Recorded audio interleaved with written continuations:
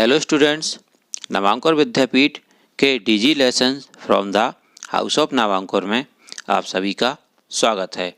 आज हम पढ़ने जा रहे हैं कक्षा 7 विषय विज्ञान का पाठ 16 जिसका नाम है जल एक बहुमूल संसाधन का अभ्यास प्रश्नोत्तर बाय राजेंद्र सूर्यवंशी।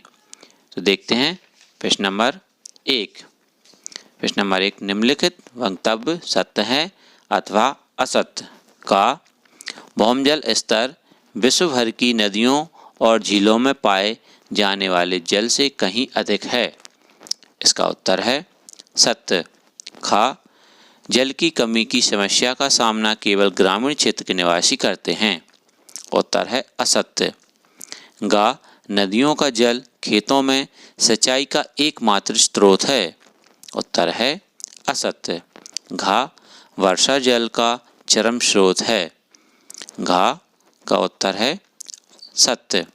प्रश्न नंबर 2, समझाइए कि भौमजल की पुनः पूर्ति किस प्रकार होती है। उत्तर है भौमजल स्तर की पुनः पूर्ति वर्षा जल के द्वारा की जाती है। वर्षा जल के रूप में गिरने वाला अधिकांश जल नदियों तथा झरनों के द्वारा समुद्र में पहुंच जाता है। वर्षा का कुछ जल बाष्प बनकर उड़ जाता है तथा कुछ जल भूमि द्वारा सोख लिया जाता है। इस प्रकार भूमि द्वारा सोखा हुआ वर्षा जल भौमजल स्तर की पुनः पूर्ति करता है।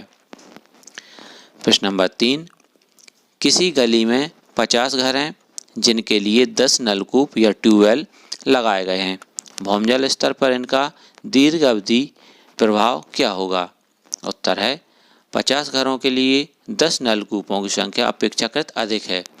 इससे पानी अपव्यय अधिक होगा और दीर्घ अवधि में प्राकृतिक प्रक्रमों द्वारा पुनः पूर्ति न होने पर भौमजल स्तर नीचे गिर जाएगा। प्रश्न नंबर 4, मान लीजिए आपको किसी बगीचे का रखरखाव करने की जिम्मेदारी दी जाती है। आप जल का सदुपयोग करने के लिए क्या कदम उठाएंगे। उत्तर है जल का सदुपयोग निम्न प्रकार किया जा सकता है। पहला, अगर बगीचे में कहीं पानी का दुरुपयोग हो रहा हो तो उसे रोककर अपव्यय कम करेंगे। दूसरा, पेड़ पौधों को कम व्यास के पाइपों द्वारा पानी देंगे जिससे कि उनकी जड़ों तक पानी पहुंच सके। इससे आवश्यकता अनुसार ही पानी का उपयोग होगा। तीसरा, पेड़ पौधों के लिए आवश्यक जल की आपूर्ति सुनियोजित ढंग से करेंगे। चौथा, वर्षा के पानी का अधिकतम उपयोग करेंगे। प्रश्न नंबर 5, भौमजल स्तर के नीचे गिरने के लिए उत्तरदायी कारकों को समझाइए। उत्तर, भौमजल स्तर के नीचे गिरने के लिए उत्तरदायी कारक नंबर 1, जनसंख्या वृद्धि।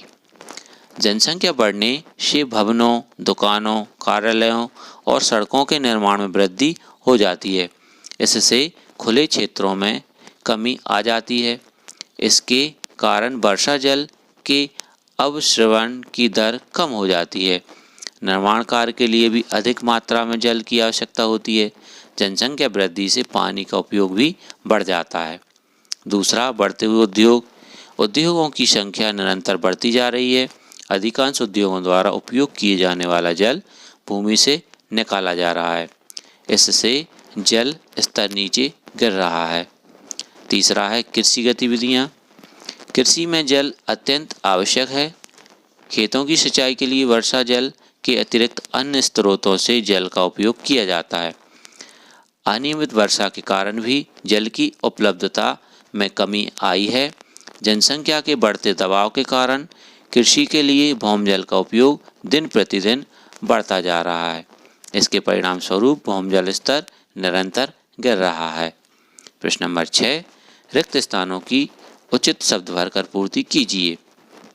का भौमजल प्राप्त करने के लिए खालिस्तान तथा खालिस्तान का उपयोग होता है। उत्तर है नलकूप, हैंडपंप। खा, जल की 3 अवस्थाएं खालिस्तान, खालिस्तान और खालिस्तान हैं। उत्तर आएगा ठोस, द्रव, गैस। गा, भूमि की जल धारण करने वाली परत खालिस्तान कहलाती है। उत्तर है भौमजल स्तर। घा, भूमि में जल के अवश्रवण के प्रक्रम को खालिस्तान कहते हैं? उत्तर है अंतःस्त्रवण। प्रश्न नंबर 7, निम्नलिखित में से कौन सा कारक जल की कमी के लिए उत्तरदायी नहीं है?